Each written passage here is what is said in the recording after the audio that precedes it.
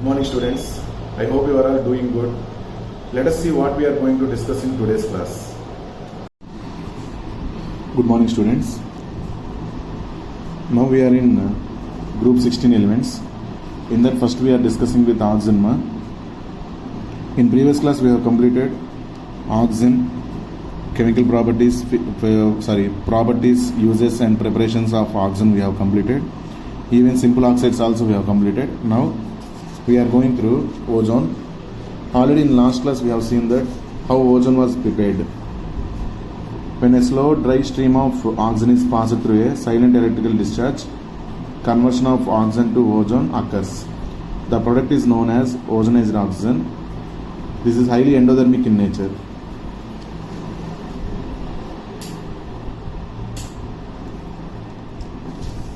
When we see delta H value positive, that reaction is nothing but endothermic in nature. Since the formation of ozone from oxygen is an endothermic process, it is necessary to use a silent electrical discharge in its preparation to prevent its decomposition back. Okay, next.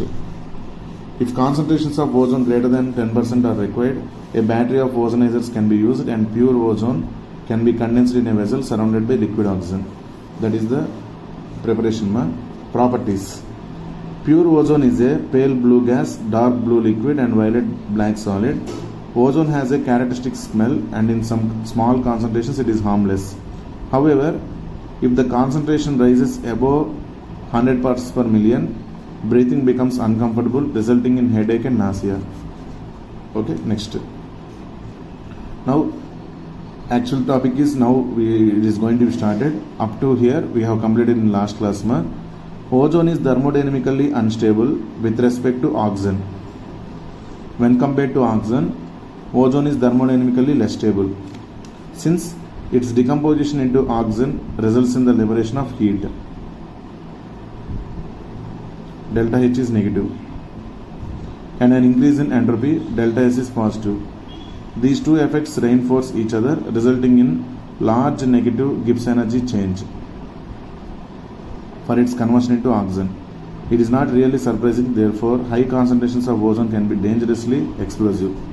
Okay, see here what is the explanation we are going to give. 3O2 is converted to 2O3. This is forward reaction in which delta H is equal to plus 142 kilojoules per mole. In the same way, if you reverse the reaction, 2O3 is converted to 3O2. 2O3 is converted to 3O2. Then this must be delta H is equal to negative. Because in equilibrium chapter, 11th class, last year we have completed 11th class equilibrium chapter, we have forward reaction and backward reaction. If forward reaction is endothermic, definitely backward reaction is exothermic. So conversion of ozone to O2 is exothermic in nature. First point. Ozone is thermodynamically unstable with respect to oxygen, since its decomposition, it is very important point. We can expect multiple choice question from here. Ozone is thermodynamically unstable. Why? Actually, this is regularly repeating question when we are writing in the form of descriptive part. But now we are going to write multiple choice questions. Is it correct? At that time also there is a chance. Very important this is. Okay. Ozone is thermodynamically unstable with respect to oxygen, since its decomposition into oxygen means its decomposition into oxygen, this one results in the liberation of heat. Delta H is negative, that one only they gave. Decomposition into oxygen, conversion of ozone to oxygen results in the liberation of heat. Delta H is negative, and an increase in entropy. Okay, why it is increased with entropy? Delta S is positive. See, O3 contains 3 ozones bonded with each other. 3 oxygens. O3 contains 3 oxygens bonded with each other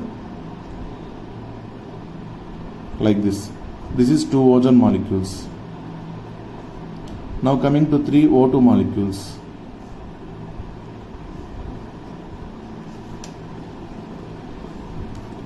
In this totally 6 oxygen atoms. 3 oxygen atoms are involved in bond, 3 oxygens are involved in bond.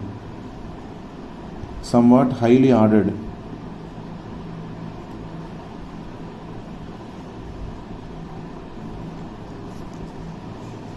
Here totally 6 are there, 6 oxygen atoms here also.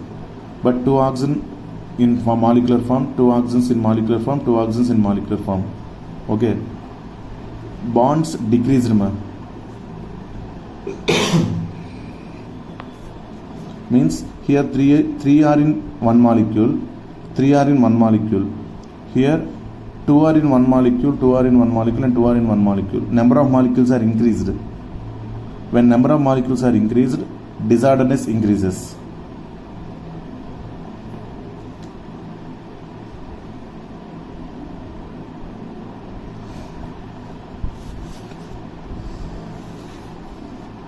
I hope you are understanding, ma. Here 3 molecules, 3 atoms of oxygen. Here 3 atoms of oxygen. These oxygen atoms are also bonded with them. That's why somewhat highly ordered only. But here O2, O2, O2, 3 O2 molecules. When number of molecules are increased, their disorderness increases. When disorderness increases, entropy also increases. So conversion of ozone to O2, delta S is equal to positive. Entropy increases.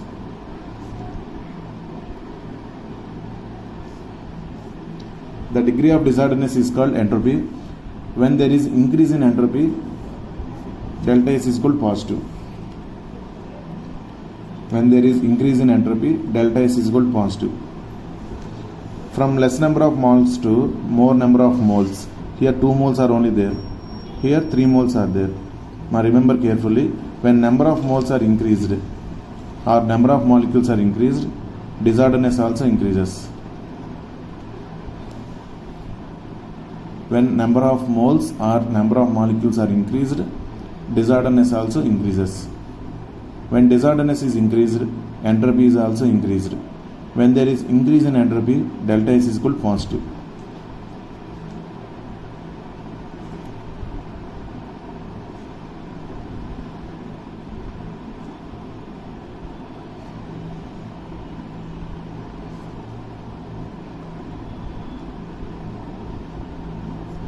When number of moles or number of molecules is increased,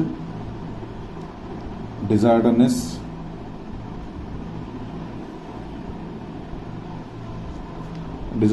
also increases. When disorderness increases, entropy also increases.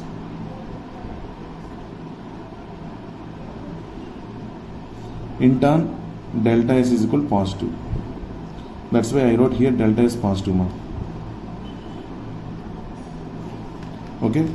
Delta G is equal to, according to thermodynamics chapter, we have discussed delta G is called Gibbs free energy, is equal to delta H minus T delta S. Delta G is equal to delta H minus T delta S. The conversion of ozone to oxygen is a exothermic process. That's why delta H is equal to negative. Minus, every time capital T is positive. Here delta S is also positive. Negative, positive into positive, positive, positive into negative, negative. Sum of two negatives, this is sum, not multiplication. Sum of two negatives, again you will get negative. Delta G is equal to negative. Highly spontaneous. Spontaneous is nothing but easily happened.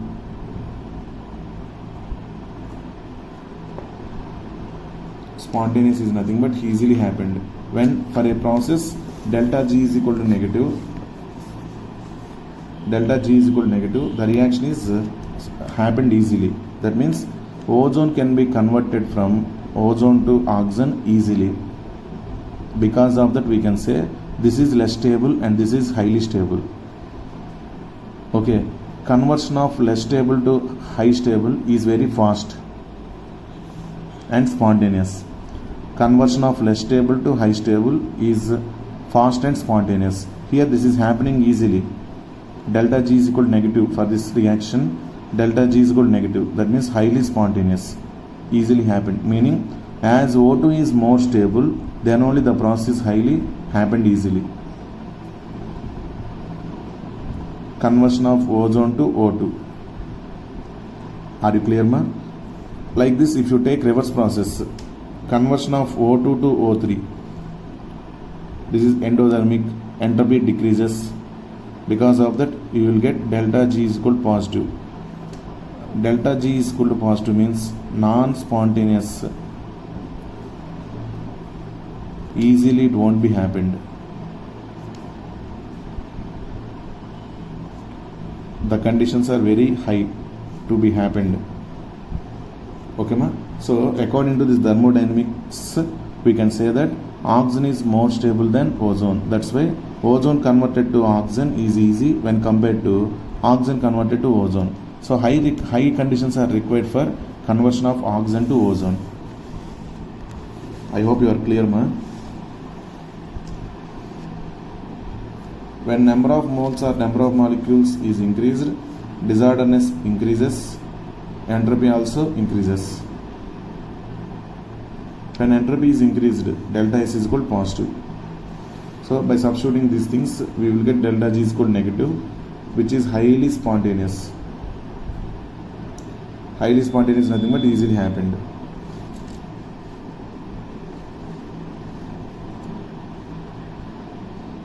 If forward process is endothermic, reverse process is exothermic. This is exothermic. Delta H is equal to negative. Disorderness increases, so delta H is equal to positive. By substituting these two here for this process, delta G is equal to negative. You will get negative. Highly spontaneous.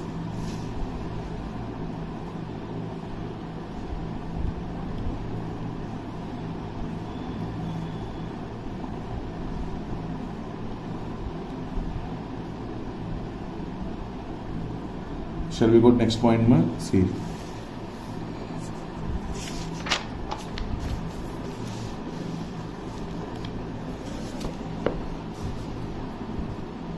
Ozone is thermodynamically unstable with respect to oxygen. Already we have seen.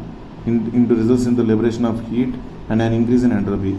These two efforts reinforce means combinedly each other, resulting in large negative Gibbs energy. That only I explained now. Gibbs energy change for its conversion into oxygen. It is not really surprising, therefore, high concentrations of ozone can be dangerously explosive. That's why conversion of ozone to oxygen is highly exothermic in nature. Na?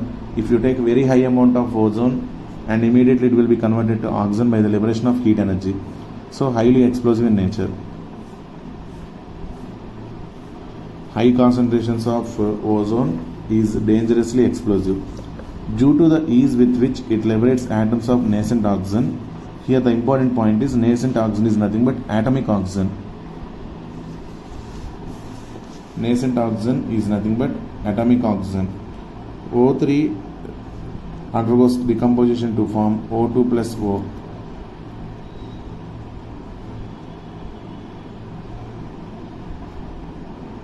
Highly reactive.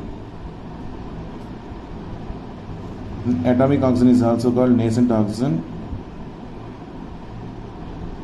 Just born oxygen. Just born oxygen atom. BORN. Just born oxygen atom, which is highly reactive. Very much. Existence of this one we don't know, because immediately it will undergo reaction with others to form the product. Okay, that is the meaning of nascent oxygen or atomic oxygen, and its property is highly reactive. Okay, see. So it is good oxidizing agent. Due to the ease with which it liberates atoms of nascent oxygen, it acts as a powerful oxidizing agent. So it will supply oxygen to others. Others will gain the oxygen. They will undergo oxidation. The substance which will oxidize others is called oxidizing agent. So it is powerful oxidizing agent. For example, it oxidizes lead sulfate to lead sulfate and iodide ions to iodine. See the reactions, ma? PBS solid plus 4O3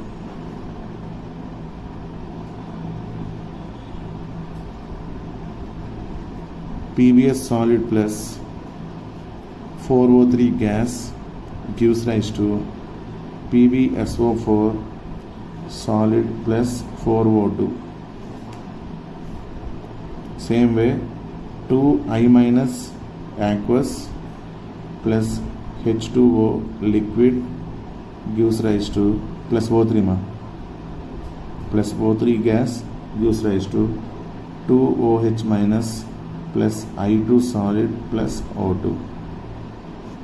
These are the reactions. Okay, ozone is going to convert lead sulfide to lead sulfide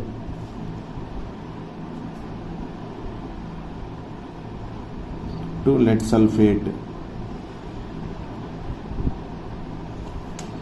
Like that, iodine ions to iodine. Okay, see here. Due to the ease with which it liberates atoms of nascent oxygen, it acts as a powerful oxidizing agent. For example, it oxidizes lead sulfide to lead sulfate and iodide ions to iodine. Okay, clear. When ozone reacts with an excess of potassium iodide solution buffered with a borate buffer, pH is equal to 9.2, iodine is liberated, which can be titrated against a standard solution of sodium thiosulfate. This is a quantitative method for estimating ozone. When ozone reacts with an excess of potassium iodide solution buffered with a borate buffer, iodine is liberated. Use of buffer is to maintain the pH value constant. They are using buffer solution here.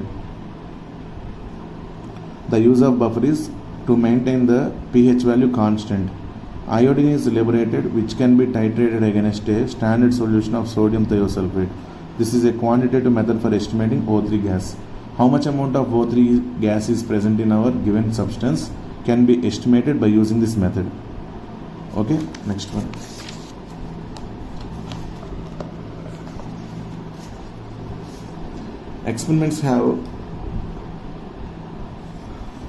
Experiments have shown that nitrogen oxides, particularly nitrogen monoxide, combine very rapidly with ozone, and there is thus the possibility that nitrogen oxides emitted from the exhaust systems of supersonic jet aeroplanes might be slowly depleting. See, ozone is present in our stratosphere. So in that region, if jet planes are traveling, from the jet planes they will emit NO gas, nitrogen oxides. Nitrogen oxides emitted from the exhaust systems of supersonic jet aeroplanes might be slowly depleting the concentration of the ozone layer, because NO released from the jet plane is going to react with ozone to form NO2 and O2. So in stratosphere, ozone layer is going to be depleted, means decreased, slowly depleting the concentration of ozone layer in the upper atmosphere. NO gas plus O3 gives rise to NO2 plus O2. One oxygen is transferred here, you will get NO2 plus O2. Another threat to this ozone layer is probably posed by the use of freons, which are used in aerosol sprays and as refrigerants. Okay, from this major amount of freons are going to be released into atmosphere. Those freons in the stratosphere, they will react with ozone to liberate oxygen gas. Okay, that is one more reason oxygen depletion is going to be happened. If ozone depletion is happened, okay, harmful UV radiations can reach the earth surface and it is harm to our body. Okay, the two oxygen bond lengths in the ozone molecule are identical because of resonance, and the molecule is angular as expected with a bond angle of about 117 degrees. It is a resonance hybrid of two main forms. We know that in Organic chemistry also we have seen. What about the resonance ma? Like this here also, oxygen double bond O, single bond O.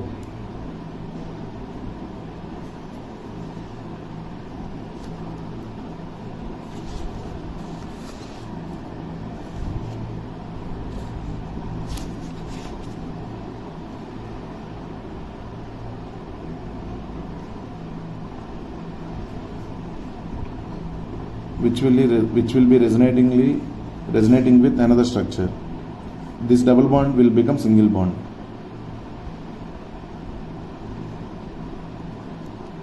This single bond will become double bond.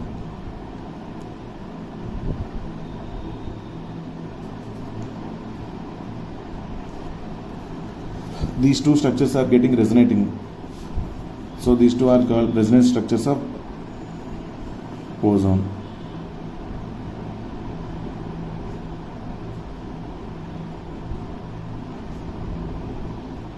Sometimes it is getting double bond character and same bond is getting single bond character. And this bond also, sometimes it is getting single bond and here it is getting double bond character. Both bonds present in ozone are getting whether single bond character and double bond character at a time. Means because of fluctuations of resonance. Because of that, equal bond lengths, both bonds are behaving like same only. This bond is getting double bond and single bond character, and this bond is also getting single bond and double bond character. That's why two bonds are behaving like same and they have same bond lengths. This is explained by resonance.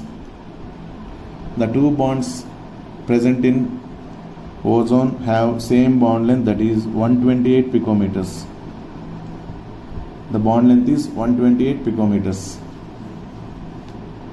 And the bond angle is 117 degrees. Okay ma, and the resonance hybrid of these two structures will be O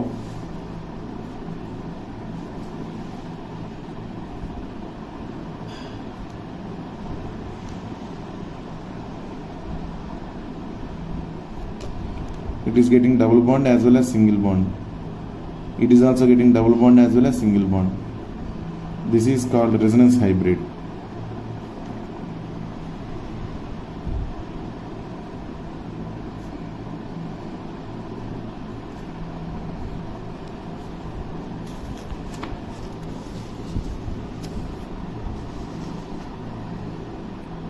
The two oxygen-oxygen bond lengths in the ozone molecule are identical and the molecule is angular as expected with a bond angle of about 117 degrees.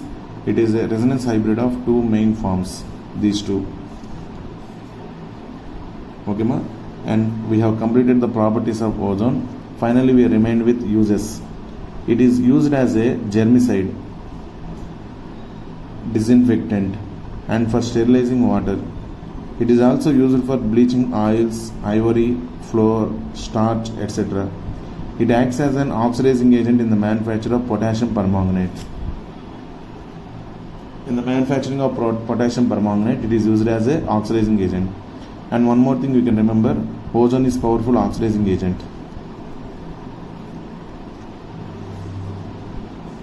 Is it okay ma? This is about completion of preparation, uses and properties of ozone.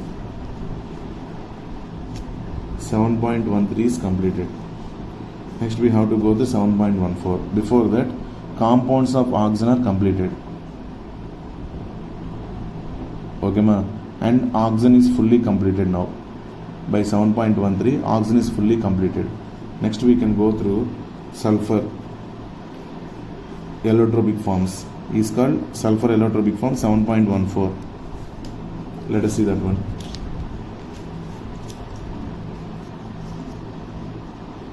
Oxygen, sulfur, selenium, those are the elements na. In that first we have completed oxygen na. Now we are going to see sulfur. Okay, see. Sulfur forms numerous allotropes of which the yellow rhombic alpha sulfur and monoclinic beta sulfur forms are the most important and the stable form.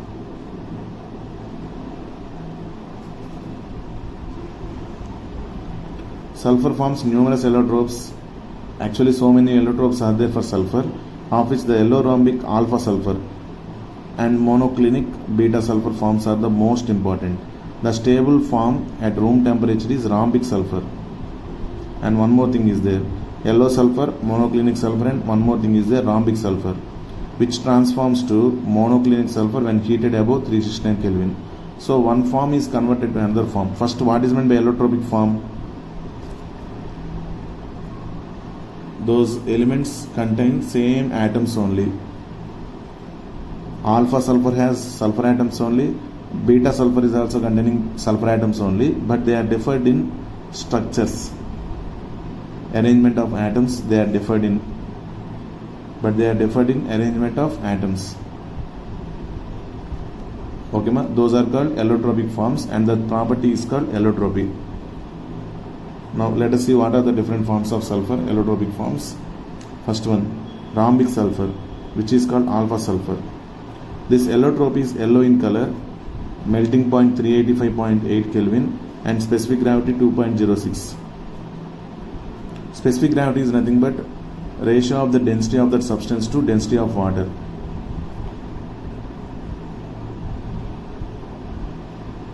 With respect to water, what is the density? That is called specific gravity, is 2.06.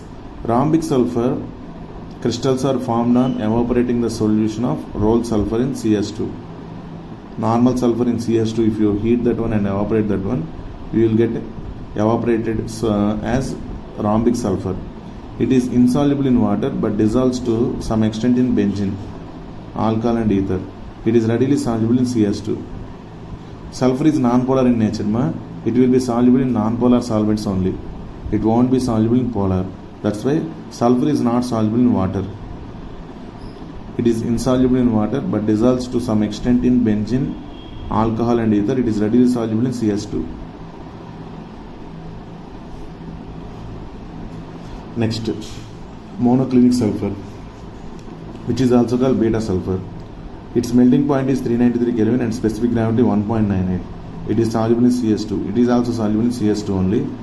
This form of sulfur is prepared by melting rhombic sulfur in a dish and cooling till crust is formed. 2 holes are made in the crust and the remaining liquid poured out. We will convert this rhombic sulfur to monoclinic sulfur. Okay. On removing the crust, colorless needle-shaped crystals of beta sulfur are formed. It is stable above 369 Kelvin and transforms into alpha sulfur below it. Above 369 Kelvin it is existed, beta sulfur. Below 369 Kelvin alpha sulfur is existed. Conversely, alpha sulfur is stable and transforms into alpha sulfur is stable below 369 Kelvin and transforms into beta sulfur above this. At 369 Kelvin, both the forms are stable, means both are in equilibrium. This temperature is called transition temperature. The temperature at which both the forms of sulfur are existed is called transition temperature.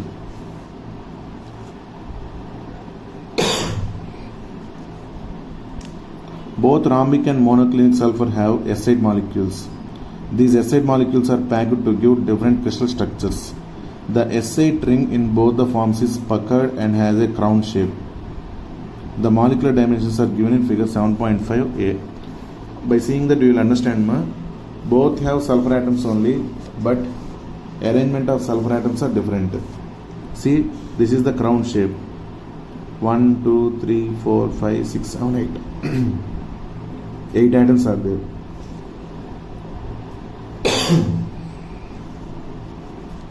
Crown shape, bond length 204 picometers, bond angle 107 degrees, and this is called boat shape. Rhombic sulfur, structure of A, S8 ring in rhombic sulfur and S6 form. This is S6 only. 1, 2, 3, 4, 5, 6. I did not say number of atoms. Atoms only same. Sulfur atoms only. Here also sulfur atoms are there. Here also sulfur atoms are there. But arrangement of atoms are different. Here it is getting crown shape. And here it is getting boat shape. chair shape, not door chair. Here bond length 205.7 picometers and bond angle 102.2 degrees. These are for reference purposes only. Next, several other modifications of sulfur containing 6 to 20 sulfur atoms per ring have been synthesized in the last 2 decades. In Cyclo S6, the ring adopts the chair form and molecular dimensions are as shown in figure 7.5b. At elevated temperatures approximately equal to 1000 Kelvin, S2 is the dominant species and is paramagnetic like O2. So S2 is also paramagnetic like O2. That is existed at approximately 1000 Kelvin, very high temperature only. At normal conditions, this is only. Sulfur is present in the form of S8, S6 only, like that. Okay ma? This is about introduction part of sulfur and allotropic forms. Next we have to go through 7.15, means heading compounds of sulfur.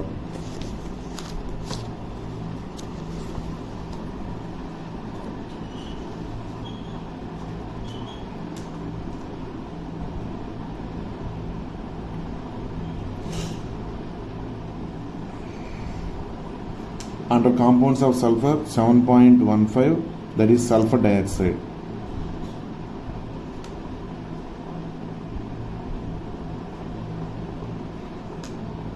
Sulfur dioxide formula is SO2.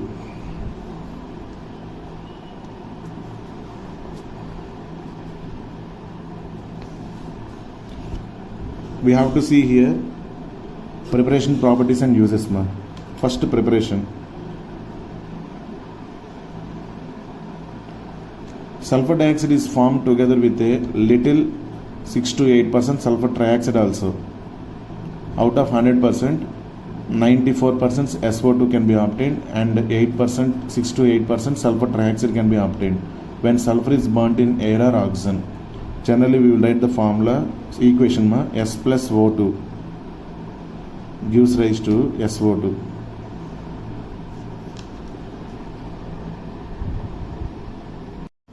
The equation in which sulfur undergoes reaction with oxygen to form SO2 is this one. In this equation itself, some amount of sulfur will be reacted with excess amount of oxygen to form SO3 also. That is approximately 6 to 8% only. 6 to 8% SO3 only will be formed. Major 90 above percentage it is of SO2 only. Okay. Sulfur dioxide is formed together with a little sulfur trioxide when sulfur is burnt in air or oxygen. In the laboratory, it is readily generated by treating a sulfite with dilute sulfuric acid. Sulfite SO3 minus 2 aqueous is going to react with 2H plus aqueous to form H2O plus SO2. Oxygen from here reacted with 2H to form H2O, remaining SO2 is coming out. H2O liquid, SO2 is the gas escaped out.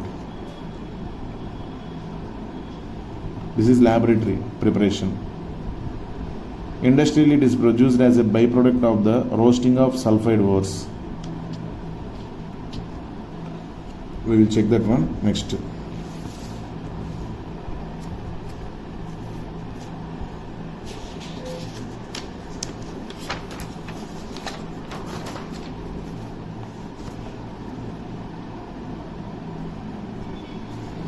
Industrially, it is produced as a byproduct of the roasting of sulfide ores. Heating of any compound heating of ore in the presence of oxygen 4FeS2 solid plus 11O2 oxygen gas gives rise to 2Fe2O3 plus 8SO2. It is obtained as a byproduct one. This process is heating of this ore in presence of oxygen. This is 11O2. Okay, heating of iron ore in presence of oxygen. You will get byproduct as SO2. This is industrial preparation.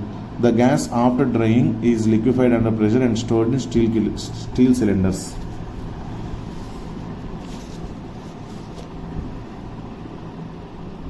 See first one, normal preparation. Sulfur is going to react with oxygen to form sulfur dioxide. Second one, in the laboratory, it is readily generated by treating a sulfite with dilute sulfuric acid. Industrially, it is produced as a byproduct of the roasting of sulfide ores.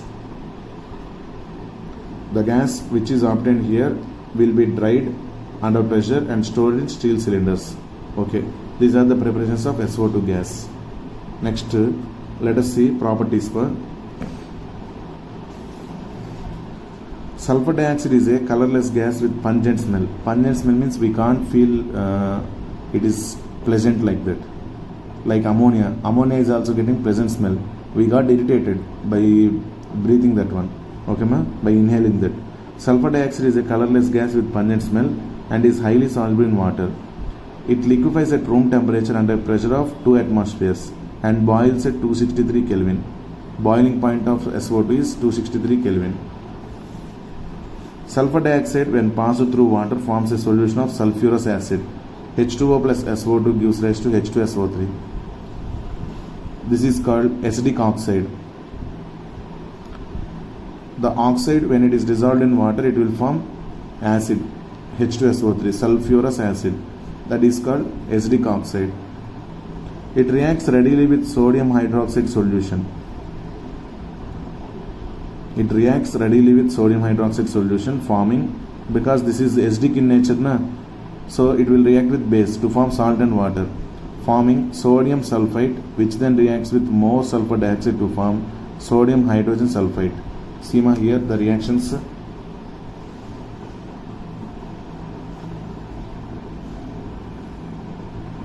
2NaOH plus SO2. This is acidic oxide. This is basic in nature. Both will combine to form salt plus water. Na2SO3.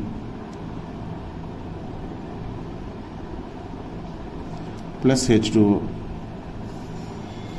This Na2SO3, again it will react with excess amount of water and SO2 to form 2NaHSO3, sodium hydrogen sulfite.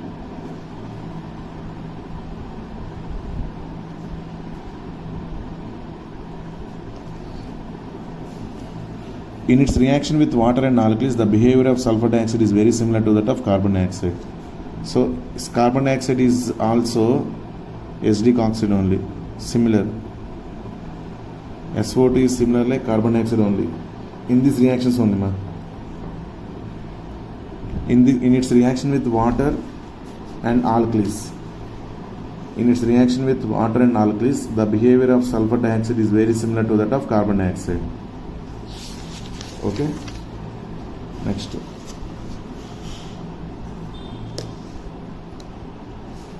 Sulfur dioxide reacts with chlorine in the presence of charcoal, which acts as a catalyst.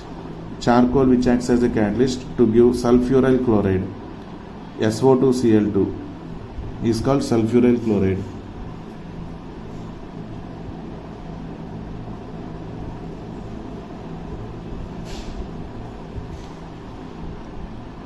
Sulfur dioxide reacts with chlorine in the presence of charcoal, which acts as a catalyst to give sulfuryl chloride, SO2Cl2. It is oxidized to sulfur trioxide by oxygen in the presence of vanadium oxide catalyst. So see the reaction, ma. SO2 plus Cl2 gives rise to SO2Cl2. SO2 plus Cl2 gives rise to SO2Cl2. It reacts with oxygen to form SO3 gas. SO2 plus O2 gives rise to 2SO3 in presence of V2O5. Actually, this is very important step in manufacturing of sulfuric acid, but the manufacturing of sulfuric acid was removed for you. This is one of the it is very important part, very important step in the manufacturing of H2SO4. Okay, ma'am. Now let us continue. When moist, Sulfur dioxide means when it is in not in dry condition, little bit water vapor is present in sulfur dioxide, behaves as a reducing agent. SO2 is behaving as a reducing agent. When moist, sulfur dioxide behaves as a reducing agent. For example, it converts iron 3 ions to iron 2. Iron 3 higher oxidation number 3, iron 2 lower oxidation number 2. Higher oxidation number to lower oxidation number conversion is called reduction. This is happened by SO2. The reagent which will reduce others is called reducing agent. Here iron is going to be converted from 3 to 2. That's why SO2 is acting like a reducing agent here. And decolorizes acidified potassium dichromate solution. Permanganate. Acidified potassium permanganate is in purple color. It will be decolorized by SO2. The later reaction is a convenient test for the gas. Conversion of color is there na? That's why this is called test for SO2 gas. 2Fe plus 3 plus SO2 plus 2H2O gives rise to, see, Fe plus 3 ions are converted to Fe plus 2 ions. SO2 is converted to SO4 minus 2. Gaining of oxygen is called oxidation. This is undergoing oxidation, SO2 to SO4 minus 2. Fe3 plus is changed to Fe2 plus. This is undergoing reduction. Okay, ma? Next. This SO2 gas reacts with MnO4 minus plus H2O to form SO4 minus 2 plus H plus plus Mn2 plus. This is purple color. This is colorless. Purple color is changed to colorless. That's why this is used as test for SO2.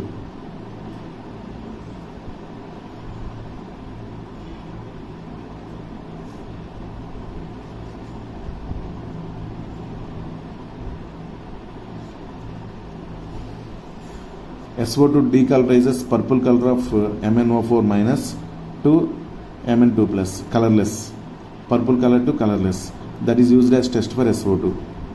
The molecule of SO2 is angular. It is a resonance hybrid of the two canonical. Canonical is nothing but resonance forms only.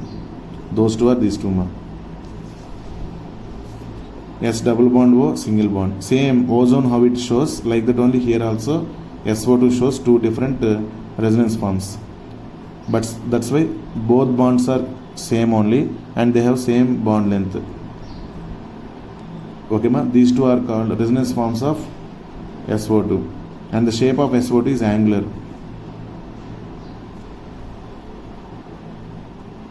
Shape of SO2 is angular. Okay, next, uses. Sulfur dioxide is used in refining petroleum and sugar, in bleaching wool and silk, and as an anti-chlor, disinfectant and preservative. Sulfuric acid, preservative, okay.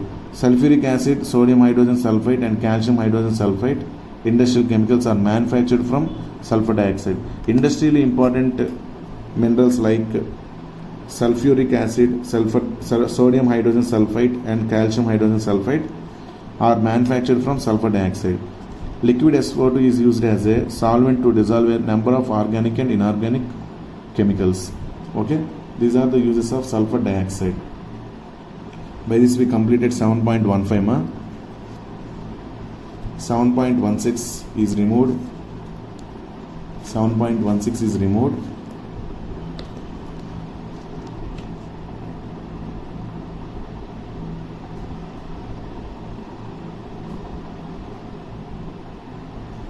Sorry ma, 7.16 only structures are present.